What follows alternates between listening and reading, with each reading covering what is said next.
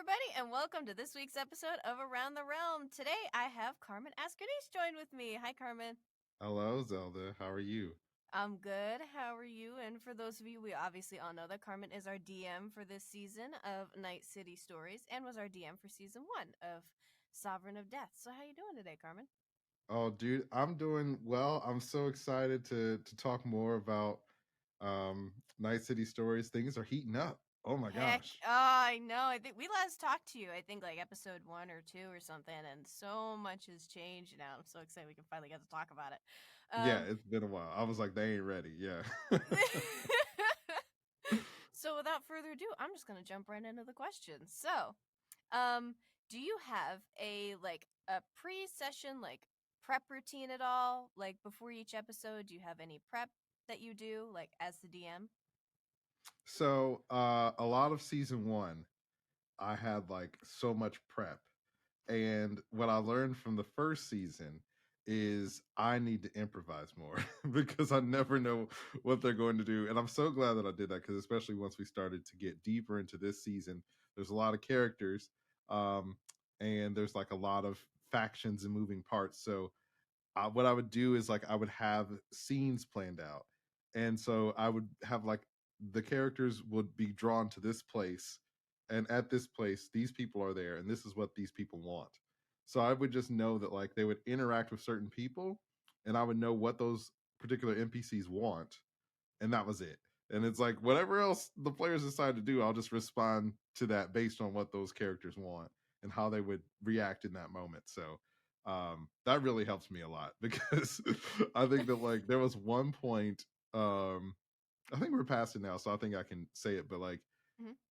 I gave them a mission of like, because I was trying to figure out like how do I get them back on the thread, the main thread, and I Yeah. was like, there's a job to protect this game designer, and Yes. if you Yes. do the Yes. game Yes. designer thing, yeah, something was supposed to happen during that job, but they decided they went a different direction, which is completely fine. But I was able to like bring it back around to the main thread even without that hook of the protection job. Yeah, oh my gosh, I don't know how you do it, like roping in everything. Because when I was watching it too, there was some things that I forgot about that you roped back in, and I was like, ooh. Even then, you just reminded me about that with that game designer. I'm trying to think of her name. I can't remember it right now. I think it was like Tracy or something, like but like Tracy, yeah, Tracy. Oh, with an X or something weird like that. Trixius. I don't know. But out of all that you've done this season, what do you think was the most challenging aspect making it, and how did you overcome it? For sure the combat, dude. I mean, like we so when we first started, I like picked the cast out and I was like, I want to do something different, like have a different group of people, a different dynamic. Because it was like, second season, it's like, are we gonna do a sequel or are we gonna do something different? And I like the idea of like sort of like a pseudo anthology where it's like we're creating these different worlds that we may or may not come back to with these different characters we may or may not see again. But the team really wanted to. I was like, "What do you guys want to play?" And had a bunch of different systems, and they were like cyberpunk. So I was like, "Ooh boy, that's a crunchy system." Um, but I mean, as very much is like my style. Like for me, it's like, are the people at the table having fun? So I'm always gonna put that first above like the crunchy numbers or the rules because I feel like to me the rules are like a guideline, and it's Hmm. like you can use this thing, but it's just a way to facilitate the fun and facilitate the story. So there's a lot of times where where I like some of the characters, I change them around a lot. I change a lot of the combat rules and stuff, but I think that like we found our rhythm and like what worked for this particular story. Oh yeah, definitely. And I don't know, it's just like the whole dynamic of the story is like my absolute one of my favorites because I love how you picked the opposite for like the seasons, it wasn't similar in the aspect of the group being friends in this one as opposed to the group being friends in season 1. And it's a nice refreshing twist of, like the medieval fantasy that the Land of Yushan brings as to opposed to like the like dark reality that Night City Stories gives. Um, Yeah. so I've been asking the players, like, what character do they see themselves in their character, and if they don't, what other character do they see themselves in? So, Were there any NPCs that you played that you see yourself in? Oh man, what a great question. Um, I think that like when I was like in middle school, I feel like I had like big Pip energy, Oh, big really? big Pip energy. I love Yeah. um, and I think that like if I was if I was like in a cyberpunk LARP, I think I would want to be like a bug kind of character where it's Pip. like, Yeah. you know, I'm the muscle. I'm here to help whoever my particular crime boss is, but I'm just trying to get through the day and keep my head down and do my job. Like that kind of deal. I love Magnum. Magnum's my favorite. I don't know if anybody's ever gonna top Magnum now. I mean, Nightingale Switchblade did top Magnum, but Nightingale So I have Switchblades. a funny story about that character. So Oh, I like I have a list. I always have a list of backup like NPCs and NPC names and stuff like that. And I was like, when they were like, oh, we gotta call, for help or whatever. And so when I was a kid, my mom would watch all these like cop shows and stuff. And we would watch like, Gunsmoke and what's it called? Like uh just like all those kind of things with like the heroes and the police chief that's always mad and he's like, yo, gosh dang it, you're breaking the rules and all. So I just like for some reason that character is just really funny, and I was like, there has to be one of those dudes in this world who's just like the yes. like person who's like the chief and like he's always mad, but everybody knows that he's not going to do anything about it, so they don't really pay him any attention. Um, but yeah. I love Magnum so much. Is there any character that you don't play? Like, is there any from like the main cast that you see yourself in? Um, that I see myself in. That's a good question. I don't know. I don't think so. I mean, I feel like the characters from the main cast are so unique. Mm-hmm. Um, I think in like a lot of them, their lives are very different from my actual life. But I think that like a character that I would like if I lived in that world, a character Mm-hmm. that I would like to be or like be like was probably Zigzag, of like somebody who's just like trying to make their own way, but has some kind of family obligation or whatever. And also, I'm a sucker for gangster stories. So when Erin told me she wanted to be a gangster, I was like, "Oh, you already know I got a whole crime family in mind for you." And the Benitos was so much fun to make and play those characters. Oh yeah, especially I love the like the enemies coming together to defeat a bigger enemy. That's like one of my favorites. Or like like when two people that don't like each other just like have to team up for the greater good. So that's why I'm loving the Novito slash Benova alliance, at least temporary. It might be permanent. Who knows? You're gonna keep watching. So I'm loving this whole like of them coming together. And of course, we talked about this before, but I didn't get to talk about it with you. Um, the whole thing that Aaron slash Zigzag put together with the fake and the hollow disc, like making it seem like they killed Bit, and I was like, chef's kiss, chef's kiss. That's why I love seeing Aaron play Zigzag. I love Aaron as Win, but I feel like I don't know, like Aaron just like totally stepped out into this different energy, and that was like I was telling her like that's so cool to see her play like the Zigzag type character because she plays to her strengths in the best way. Like, she said that Zigzag isn't sneaky. So she live streams, she uses that to her advantage. I'm like, big brain, big brain. Really We love smart. Aaron Yeah. Fusco. Erin Fusco is so good. I love playing with her because I never know what she's gonna do. And Yeah. like especially the scene where I think it's Ma has been assassinated or whatever. Yeah. I love the film The Warriors from the 80s. And my initial plan for that was like Bit is gonna get assassinated. I knew going into that he was gonna die. And so I was like, Bit's gonna get assassinated. They're gonna get blamed for it, and the Novas and the Benitos are going to go to war. And then I can bring in the other gangs, and it's going to essentially just be like the Benitos trying to survive, like on the run, and then end with some kind of big shootout with all the gangs. Hmm. But Aaron completely like her and the crew like Oh, came up with something different, and I think that's like one of the best things about it is like because like I have those scenes planned out, and I have like an idea in my head of like if this happens, it'll go this way, and Mm-hmm. then they'll do something completely unexpected, and I'm like, oh, never mind, not doing that. Save that for later. Yeah. Speaking of Bit, how did you come up with the design for Bit? Because I feel like out of all the NPCs, Bit was like one of the ones that stood out to me most because he has like the emotes on his hat and everything. So what made you kind of come up with that? Yeah, I feel like that visual is really popular now, but when I was a kid in in the Y2K era in the early 2000s, um like like edgy cyberpunk stuff, I feel like the closest you got to a character like Bit was like Dead Mouse or maybe the robots from Daft Punk. And I just liked that aesthetic of like someone who's really eccentric but also has like an air of mystique to them. Um but I think that when we started doing the scene, Bit just kind of turned into a little bit of a goober, and I was like, "Well, let's just lean into him being a goober." Like, No, I love that too because like he seemed really like threatening and intimidating, and then once you got to know Bit, you're like, oh, well, rip Bit. yeah, rip. So speaking of like just being a DM and learning how to combat, not necessarily combat, but like be flexible and kind of like have something planned, but then when they twist it this way, you have to go a different way. What's like some of your favorite parts about being a DM?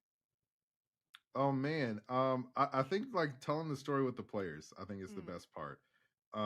Because like feeding off of their energy and just like, especially when you improvise something and they think is planned and they're like, "Oh man, that was so cool," and you're like, "Yeah, like, I totally meant to do that." But you're just flying by the seat of your pants. I think that's a really good feeling. I spent a long time doing a lot of like writers' rooms and other things like that. And so it's kind of like all these different experiences I've had in the past coming together and using all those skills uh, and telling stories with these players. And I mean, a lot of them have acting backgrounds, especially this season. Mm. So um, it's it definitely like elevates a lot of the scenes and stuff. And I really wanted to just create moments where they can show off their skills and their prowess. So yeah, Yeah, good stuff, man. definitely, because I was talking to like Ryan and Larissa, like a few of the actors, a few of the cast members that are actors, and they were saying, that I believe it was Ryan and Larissa's first time playing at least the cyberpunk set, and they were saying that they're being an actor, and they brought up improv and the ability to like snap, like go left or right and figure things out on the fly really helped bring like their characters to life and like make them kind of like bring their personalities more as to how they reacted to certain things. So like do you think your background with writing kind of helped you like make the scene per se, I guess? Yeah, I think that the writing background helped a lot. I also think just like I've been on a lot of teams in my Mm, life, and I think just like being a part of a team and like one of the things we used to do when I like would play basketball or whatever with my friends and family is like we played this game called Keep It Up. I'm sure there's an official name for it. I mean, this is like a game. I don't know. That's what we called it. And essentially, like you would just bounce the ball off the backboard, mm-hmm. and you can only go once until everybody else is gone. And we'd all just we have to keep the ball bouncing off the backboard. And as we got older, we got better at it, and then we're all trying to do tricks or whatever. And I think the thing is just like it's kind of that's the scenes are kind of like a ball and we're passing it around and just giving everybody else like trying to assist each other so we can all do cool stuff and have each other have moments to shine and stuff like that. So yeah, I think that's where the fun really comes in. Definitely. Now when it comes to making the series, I know you've mentioned a few a little bit before, but was there any like I want to say like any IP or like any story, any game, or even anything from your own personal life that kind of helped inspire you to make the Night City Stories plot? Yeah, well, it's so I feel like for people watching it now, they may have seen Cyberpunk Edge Runners, and that was not out when we made this season. But I think that if it was, I would have definitely drawn inspiration from how they did their version of Night City, which I thought was Mm-hmm. really cool.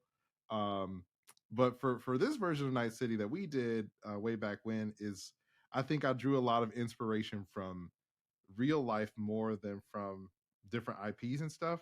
Mm. And maybe just like a little bit from Akira, the anime. Um, and I think that just like I always like the idea of people whose lives really suck, but like those people trying to find the joy and the happiness in life. Because I feel Yeah. like for a lot of us, like we may not be gangsters, but like for a lot of us, like you know, we you gotta find the happiness where you can, and I think that that's really something a lot of people can relate to. And so that was kind of the goal for this season. Is like, how can we have some people who like they may not, they're just average people. It's like they're not necessarily good. Some of them aren't necessarily bad. Their lives Yeah. kind of suck, but they're just making do. Their lives kind of suck, but they're here. Yeah. What's something that you would say that you're most proud of with Night City Stories? Oh man. I think just the that I'm proud of that the arc worked because Mm. one of the things that I got from some friends advice when I first started doing this is like always have the players, especially if they don't know each other, like in real life before they start Yeah. playing, always have the characters be a party at the beginning. Never do the like you meet in a bar and then blah blah blah. You. Which I mean, I think that's that's like the standard cliche way Yeah. of starting or whatever.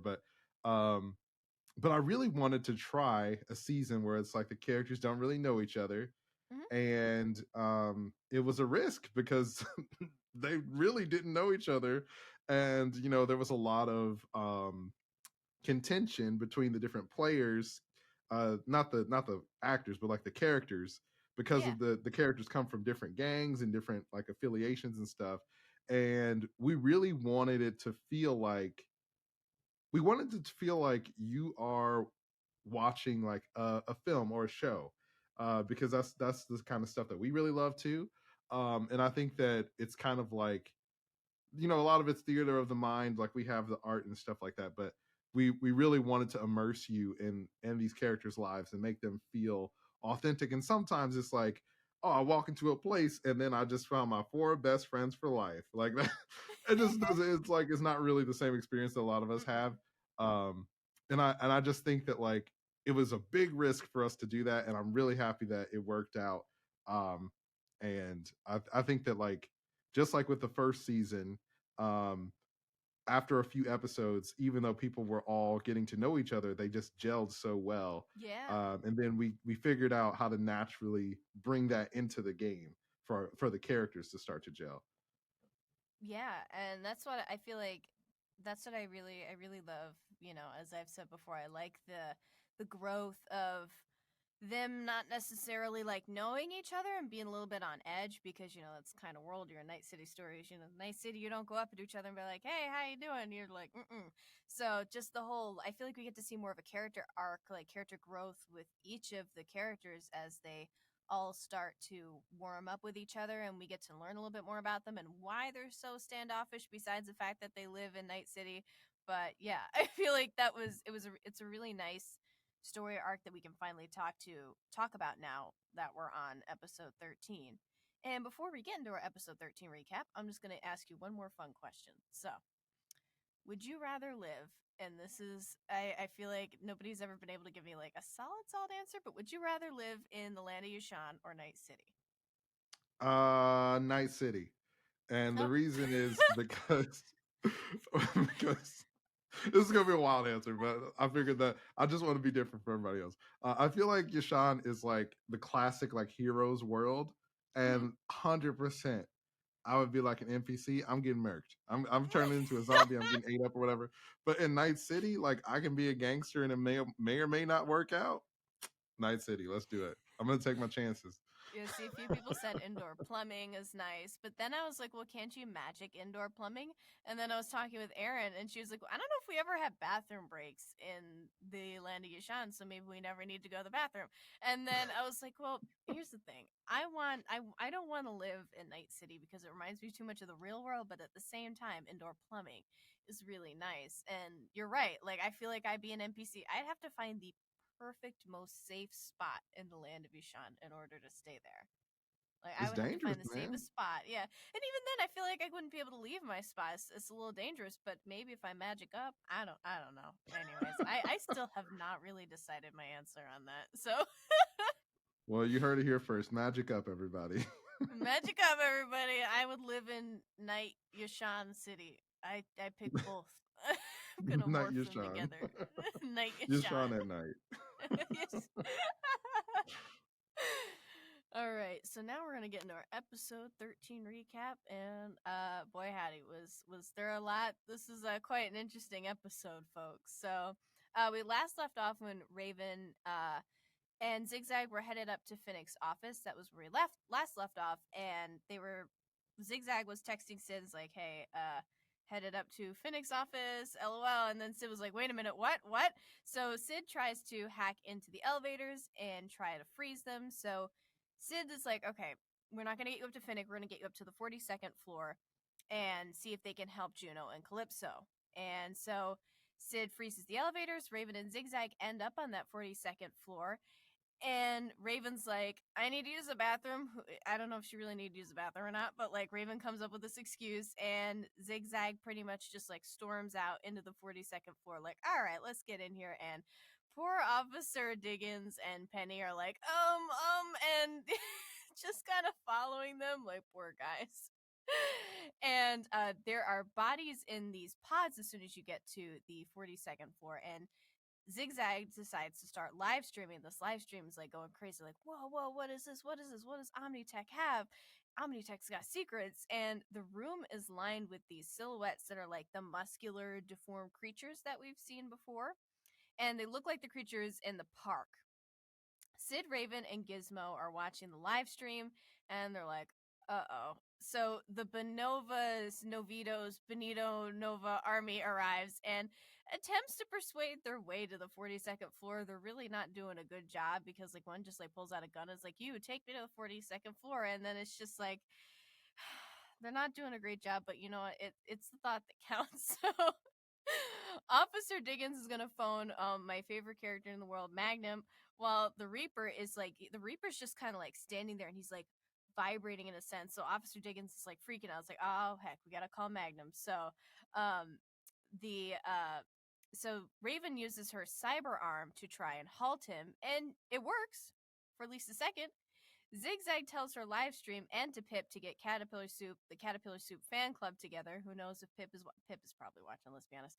The chat is all in on bringing down Omnitech. Things are going nuts on the live stream, and this strange claw-like creature comes out in one of the pods and it scratches Zigzag, so Zigzag's got like a cool little scar.